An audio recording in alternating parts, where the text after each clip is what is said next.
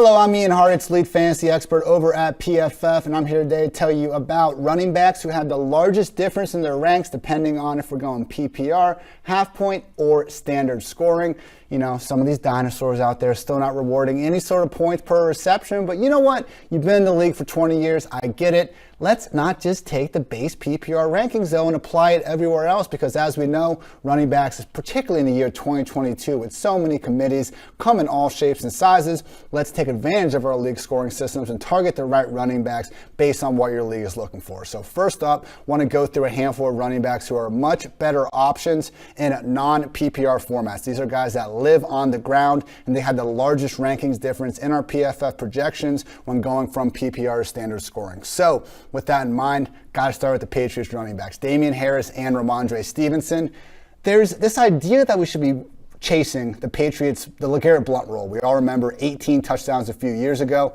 Guys, in full PPR scoring, I don't like it. Like, I don't understand why you get an entire point for just catching a pass. We see Deebo Samuel catch the 6-inch pop passes from Jimmy G, and like, you're telling me that act is worth the same as A.J. Brown catching a 40-yard bomb down the sideline? I disagree with it, but they matter, and particularly at running backs. So back on topic, the LeGarrette Blount 18 touchdown season. I mean, he was only the RB15 that season in PPR points per game. Last year, Damien Harris scored 15 touchdowns, and he was the RB20. The best Patriots running backs have actually been those that are able to catch passes, and lots of them. James White had an RB9 finish. Shane Vereen back in the day had an RB8 finish. Now, it could be Ramondre Stevenson, maybe. James White is still coming back from that hip injury. If he starts the year on the pup, and they cut Ty Montgomery, and they decide not to bring fourth-round running back Pierre Strong into the fold, and they decide not to have J.J. Taylor or Kevin Harris or whoever else they're going to sign to the picture as the pass-down back, that will open things up for Ramondre Stevenson.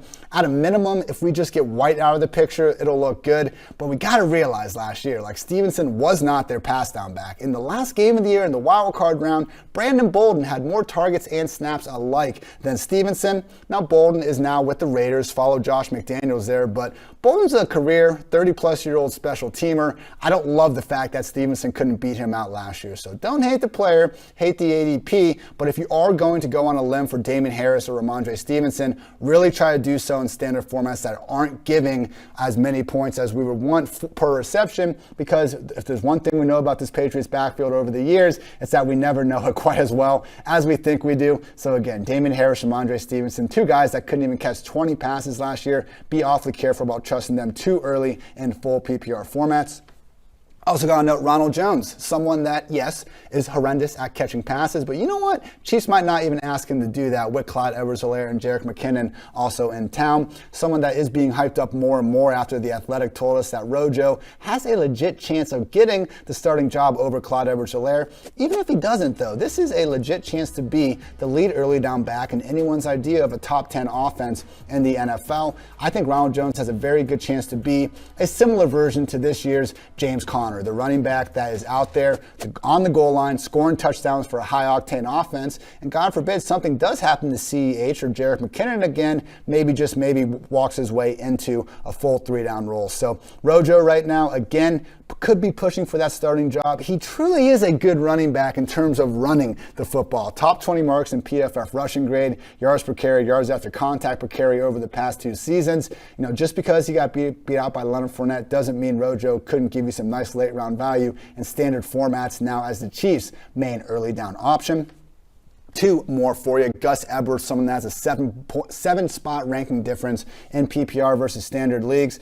J.K. Dobbins has a far more serious knee issue going on than Gus Edwards. Now he's a little bit younger, a little bit more athletic, I think we could say. Hopefully Dobbins is back sooner rather than later, but right now, not expected to play in the preseason. I'd say the PUP list is looking more like a likelihood than a probability at this point.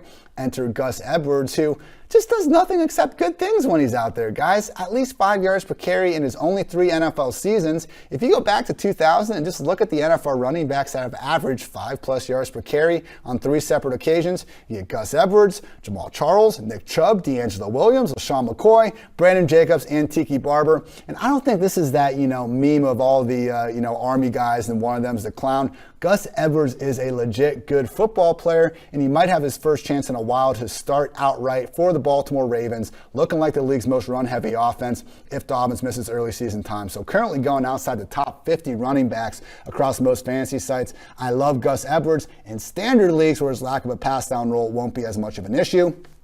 Also got to note that Devin Singletary, someone that, hey, we've seen him do it over the years. Last year, if you had Devin Singletary on your team at the very end of the year, you were a happy person because the Bills finally gave him that 3-down role. The problem has been if a Bills running back doesn't have that 3-down role, it's just been tough to make life go. I mean, it's Josh Allen.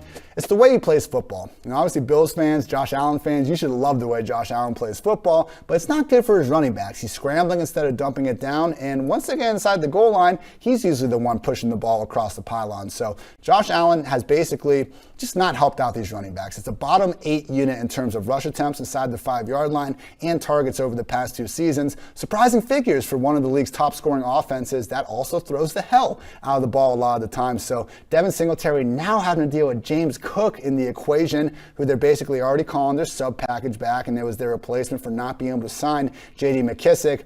Devin Singletary, really someone you can only trust in standard leagues, if at all at this point. I will mostly be staying away from these Bills running backs if they're going to be going inside the positions, top 30, even top 35 players. On the other side of things, I have some running backs that are much better options in receiving friendly formats. Full PPR, even half point. These are the players that you don't want to go after in standard leagues because they're much more reliant on catching passes, starting off with J.D. McKissic. Now, we all understand that Alvin Kamara is a running back that catches a lot of passes. In fact, he's probably the poster child, him and Christian McCaffrey. Austin Eckler too, fine, over the past few years. But over the last 2 years specifically, only Kamara has more targets than J.D. McKissic. So all you frustrated Antonio Gibson managers out there, that's why. J.D. McKissic is the absolute kryptonite to Antonio Gibson's 3-down role. And he's not going anywhere. Look, Gibson last year, 23 catches in 6 games with McKissic injured compared to just 19 in 10 games with McKissic out there. We saw McKissic actually supply 4 top 24 finishes, just 1 behind Gibson at 5. So again, McKissic, not someone that I think you need to be going too far out of your way to land, regardless. But if you are going to go for him, need to do it in a full PPR format. Similar sentiment with this guy, Kenyan Drake. Don't draft Kenyan Drake if you can at all help it, but let's just take a step back and remember what I just said about New England here. We want the pass-catching running back in the New England backfield, which is now essentially the Las Vegas backfield with Josh McDaniels over there. Now, it is a crowded place going on right now. We got Josh Jacobs, Kenyan Drake. They drafted Zamir White on day 3. They added Brandon Bolden. Amir Abdullah is there as well. A lot of different pieces moving around, but if we can figure out who's going to be the pass-down back in Las Vegas, we have a good chance of getting some full PPR upside. And don't discount the potential for Drake, one of the league's higher paid backup running backs, to be that guy by the time he is back and healthy from that fractured ankle. With that 11 spot ranking difference between him and standard versus PPR, again, still not someone that's cracking the top 50 or a recommended pick in more leagues than not, but Kenyan Drake could end up being a nice little waiver wire darling if he seizes that full-time Josh McDaniels running back role. I mean, there's a reason why we had to talk about Jalen Richard for the last 3-4 years, everyone. Wasn't necessarily because of how good he was, but Derek Carr is someone that we have seen willing to dump the ball down to his running back. Wouldn't be surprised if that's even more accentuated inside the McDaniels system. Also got to give a shout out to NYHEIM HINES.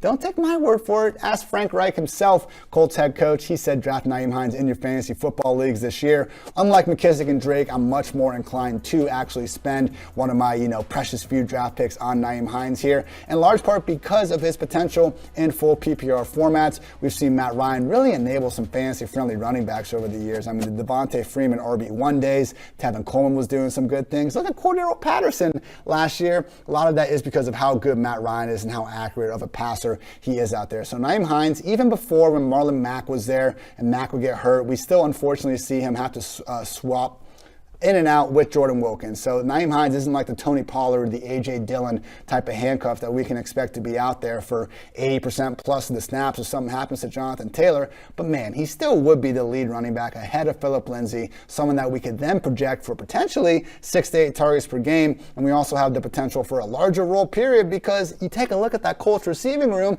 and all of a sudden NYHEIM HINES might very well be the number 2 pass game option in this offense. So NYHEIM HINES, big time winner when we're looking at full PPR scoring.